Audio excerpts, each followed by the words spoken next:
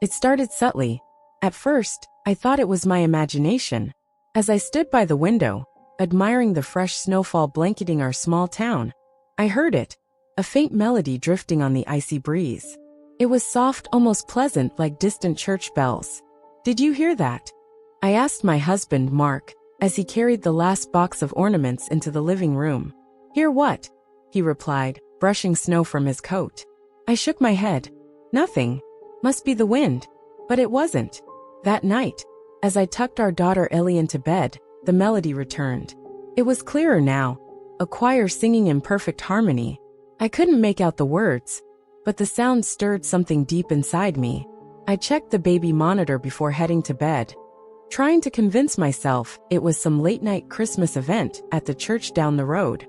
Sleep didn't come easily. The next evening it returned louder and more defined. The carols seemed to seep through the walls, filling every corner of the house. Mark noticed it too. "That's weird," he said, pausing in the middle of untangling Christmas lights. "It's not coming from outside." He was right. The sound wasn't muffled like it should have been if it were coming from the church. It was crisp, as if the singers were standing right next to us. Ellie wandered into the room, clutching her teddy bear. "Mommy, they're singing again," she said. Her eyes were wide, her voice trembling. "Who's singing, sweetheart?" I asked, kneeling beside her. "The people outside my window," she whispered. Mark and I exchanged uneasy glances. Her room was on the second floor. By the third night, the carols had become inescapable. The harmonious voices echoed through the house, growing louder as the night deepened. I tried to drown it out with the TV, but even that couldn't mask the eerie melody. Around midnight, Ellie screamed. We bolted upstairs to find her huddled under her blankets, trembling. "They're in my room," she sobbed. Mark checked the window and closet, but found nothing. I held her close, trying to calm her, but her words chilled me to the bone. "They said they want to come in." The voices had taken on a sinister tone by the fourth night. The cheerful carols were gone, replaced by mournful hymns that spoke of sorrow and loss. The words became clear. We were here, so full of cheer, until the night turned red. Mark suggested we leave, but the blizzard raging outside made that impossible. Our house, once cozy and inviting, felt like a tomb.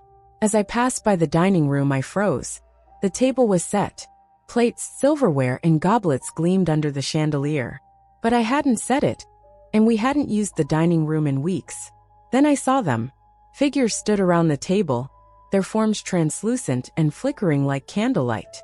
They were dressed in old-fashioned clothing, waistcoats, bonnets, and gowns stained with blood. Their eyes, hollow and black, turned toward me in unison. "Join us," one whispered. I stumbled back, screaming for Mark. When he arrived, the table was empty, the figures gone. That night, the truth revealed itself. As the clock struck midnight, the carols stopped abruptly. Silence fell thick and suffocating. Then the whispers began. They told us their story. How centuries ago, the villagers had gathered for a Christmas feast in what was now our home. A stranger had arrived offering gifts, but the gifts were poisoned, and the feast turned into a massacre. Their spirits, bound by betrayal, lingered, reliving their final moments every Christmas. The whispers grew louder, more urgent. "They'll take Ellie," Mark said, his face pale. He grabbed her, cradling her protectively. "We have to do something," I said, desperate. "There must be a way to break the curse." We searched the attic for anything that might hold a clue. Among the dusty boxes, we found an old journal. It belonged to the stranger, a man who had cursed the villagers out of revenge. The curse could only be lifted if the descendants of the stranger made amends. But we weren't descendants. Or were we? "The house," I whispered. "It's been in your family for generations, Mark." He nodded grimly. "They're after me." We prepared an offering, a feast just as the journal instructed. As the clock struck midnight, we set the table and lit candles. The ghostly villagers appeared, their faces no longer hostile but expectant. Mark stepped forward, addressing them. "I'm sorry for what my ancestor did. Please take this offering and leave us in peace." The spirits hesitated. Then one by one, they vanished, their forms dissolving into the candlelight. The carols faded, leaving only the crackling of the fire. For the first time in days, the house was silent. We sold the house the following spring. As we drove away, I glanced in the rearview mirror. For a brief moment, I thought I saw a figure standing in the window, watching us leave. But when I blinked, it was gone. The memory of that Christmas will haunt me forever. And sometimes, when the snow falls and the nights grow long, I swear I can still hear the faintest echo of carols on the wind. December 13th. Christmas always brought a comforting routine to my quiet life.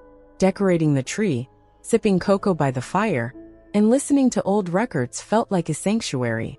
But this year something was different. It began when an unfamiliar package arrived on my doorstep. There was no return address, just my name scrawled in shaky handwriting.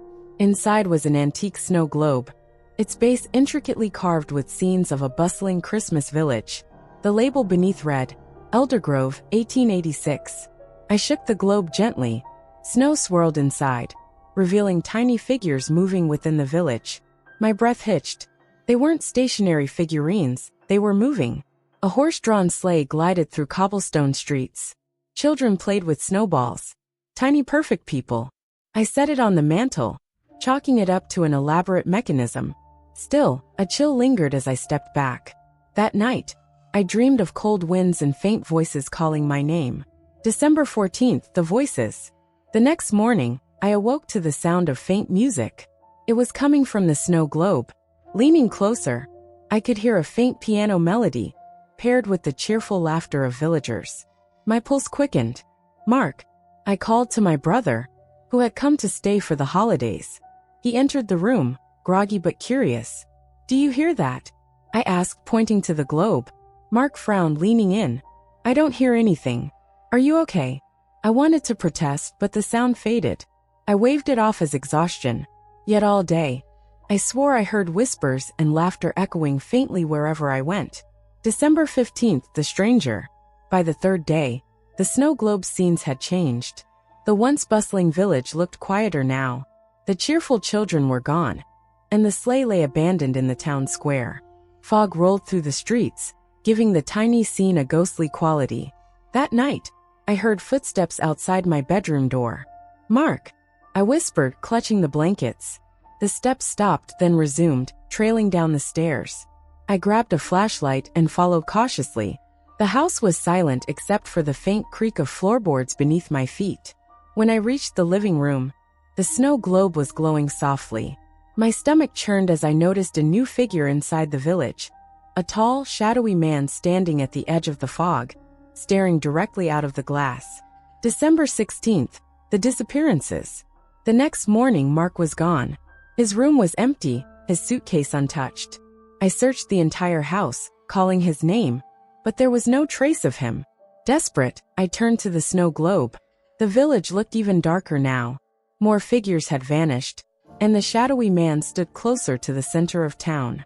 My heart sank as I realized one of the houses in the globe looked eerily like mine. That night I heard knocking, not at the door but from inside the house. It came from the walls, the ceiling, and the floors. Everywhere.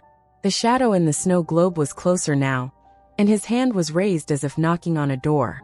December 17th, the 12th night. By the 12th night, the house was unbearable.